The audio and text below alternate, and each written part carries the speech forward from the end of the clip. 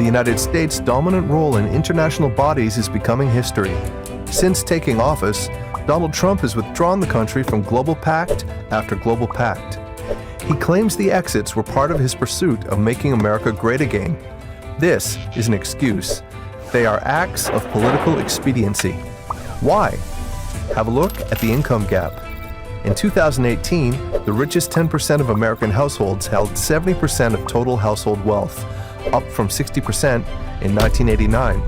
The lower and middle class saw essentially zero net gains in wealth over the past 30 years.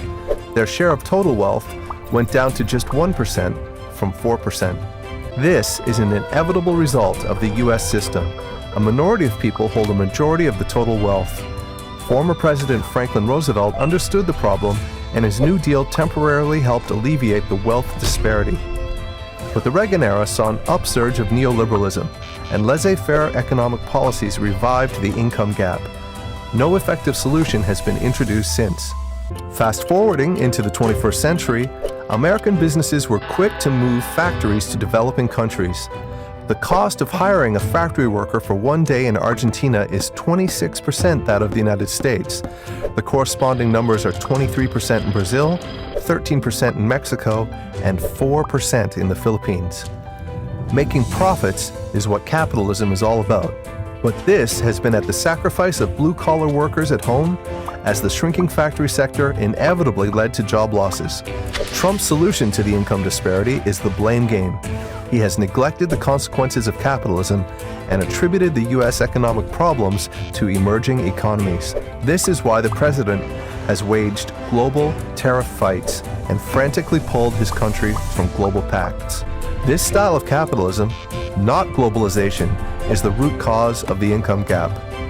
Fundamental reforms are the only solution, but Trump believes any attempt to redistribute the social wealth will harm American financial cliques. And the president's attitude on tax demonstrates his desperation for the plutocracy's support. After his 2017 tax cut, the 400 wealthiest Americans paid a lower total tax rate than any other income group last year. But Trump cannot ignore his grassroots supporters' concerns. Blaming globalization is an easy way out. He does not have to worry about moving his sponsors' cheese.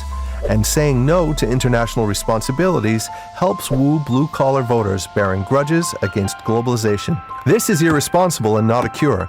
Any government has the duty to help redistribute wealth. Shelving the problem only makes it worse.